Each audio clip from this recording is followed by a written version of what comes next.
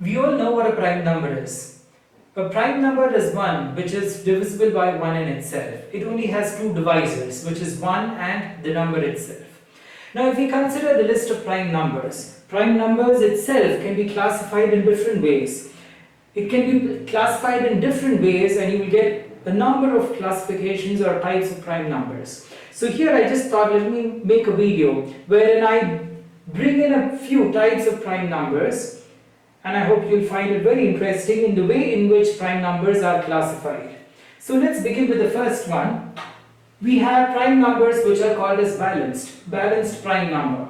So you have a set of three prime numbers where you have p minus n, p and p plus n, right? That means the prime number, the gap between the two prime numbers is n, or the middle prime number is given by pn minus 1 plus pn plus 1 divided by 2.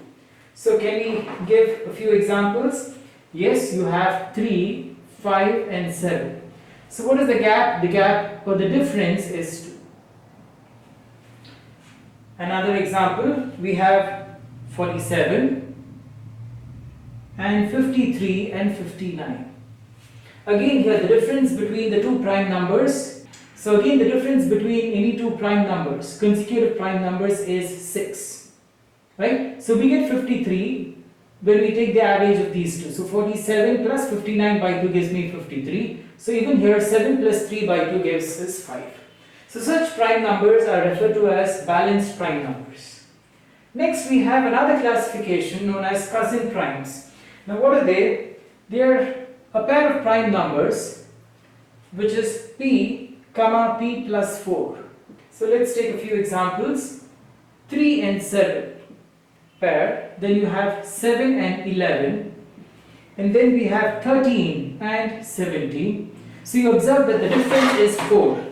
And next you have 19 and 23, and then you have 19 and 23, and also you have 67 and 71. So such pairs are referred to as cousin primes.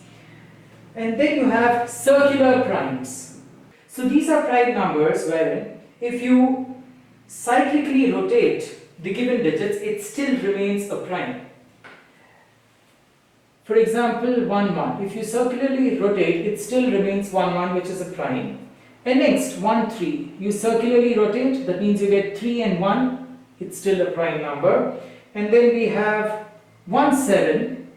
You circularly rotate, you get 7 1, which is a prime number. And the next example is 1 1 3. When I circularly rotate, I get 3 first followed by 1 1, so which is again a prime number. Then you have 7 1 9. You circularly rotate, you get 9 7 1, which is a prime number. And then you have 1 1 9 3.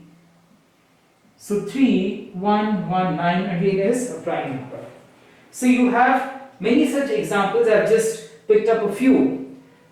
So such primes are referred to as circular primes. And then we have Cadel primes, which are defined by a given expression or a formula. So you have 2 power n minus 1, the whole square minus 2.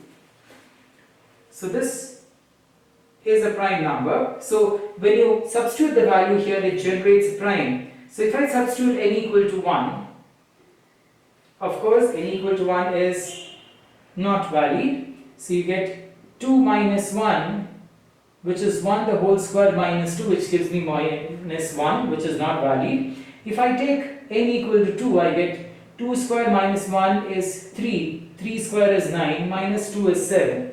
So the first prime number you get is 7 by using this expression. And then you get 47, and then you would get 223 and so on. So such primes are referred to as Cadel primes. Now there are a set of prime numbers which are called as E, M, I, R, P. Now how do I get this word? I get this word when I reverse prime, P, R, I, M, E. So the set of prime numbers which remain prime when the digits are reversed, they are called as E, M, I, R, P, S. And this word is obtained when we reverse the alphabets of prime. So what are they? For example, 1 3, you reverse, you get 3 1, and then you have 1 7, you reverse, you get 7 1. So remember that there is a difference between this reversal of digits and circular shift. We will see that what happens. Now you have 1 4 9. So when they are reversed, what happens?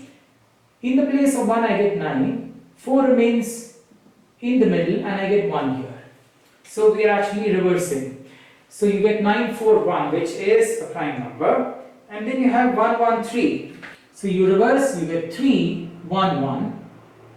So the middle digit remains as it is, and then I have 1 7 9. So when I reverse I get 9 7 1, which also is a prime number. So such primes are referred as EMIRP. Next we have permutable primes. So what are permutable primes? Any permutation of the decimal digits would yield a prime number. So you do any permutation, you get a prime number. So such primes are known as permutable primes. For example, 1 3. So what is the only possible permutation? It is 3 1. And next you have 1 7. The only possible permutation is 7 1. And then I have 1 1 3. So what are the three different ways of permutation? So this is one possibility. Then I can have 3 1 1. Then I can also have 1 3 1. Right? So these are the ways in which the number 113 can be permuted. Right? So we realize that all these three numbers are prime numbers. Okay? So such primes are referred to as permutable primes. So there are many such types and classifications of prime numbers. So just to make it a bit more interesting, or to give you an idea, I just thought of making this video to give you an idea that even prime numbers are classified, and there are different types of prime numbers. There are many more. So there are many more classifications. So among all those classifications, I've just picked up a few. And I hope you have really found them very interesting, isn't it? The way in which even prime numbers can be classified. So do not forget to like, share and subscribe, and view all the other videos in cryptography and network security. Either you click on the I button or go through the playlist cryptography and you'll find all the videos. And do not forget to like, share and subscribe, and thanks for watching.